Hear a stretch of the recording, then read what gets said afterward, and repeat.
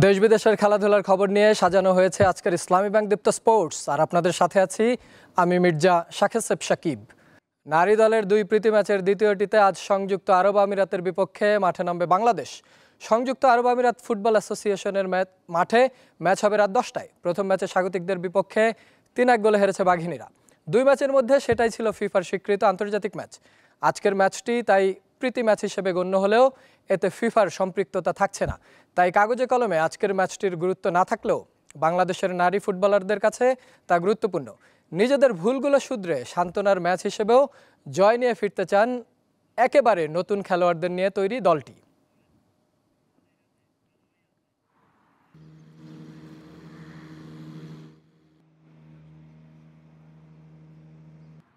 Spanish লা লিগায় point টেবিলের শীর্ষে ওঠার লক্ষ্যে রাতে মাঠে নামবে বার্সেলোনা।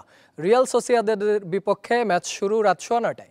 25 ম্যাচে 54 পয়েন্ট নিয়ে অ্যাটলেটিকো মাদ্রিদের পেছনে কাতালানরা। তাই নিজেদের মাঠে এ ম্যাচে জয় দিয়ে টেবিলের শীর্ষস্থান ফিরে পাওয়ার সুযোগ বার্সার। আগামী 6 মার্চ বেনফিকার বিপক্ষে চ্যাম্পিয়ন্স লিগের রাউন্ড অফ 16-এর প্রথম লেগের লড়াই।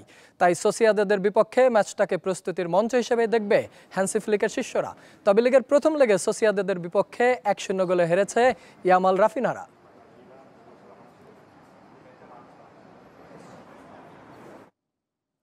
প্রায় 1.5 বছর পর ব্রাজিল জাতীয় দলে ফিরলেন সুপারস্টার নেইমার।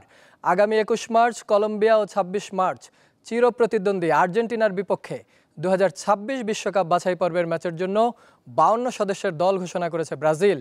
সেখানে জায়গা পেয়েছেন চোট কাটিয়ে ফেরা নেইমার। এখান থেকে 23 জনকে নিয়ে 7 মার্চ ঘোষণা করা হবে চূড়ান্ত দল এবং ধারণা করা হচ্ছে চূড়ান্ত দলে থাকবেন নেইমার।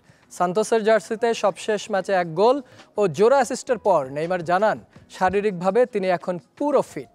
ব্রাজিলের হয়ে তিনি সবশেষ খেলেছেন 2023 সালের অক্টোবরে উরুগুয়ের বিপক্ষে বিশ্বকাপ বাছাই পর্বের ম্যাচে। সেই ম্যাচে পাওয়া চোটে 1 বছর মাঠের বাইরে থাকতে হয় তাকে।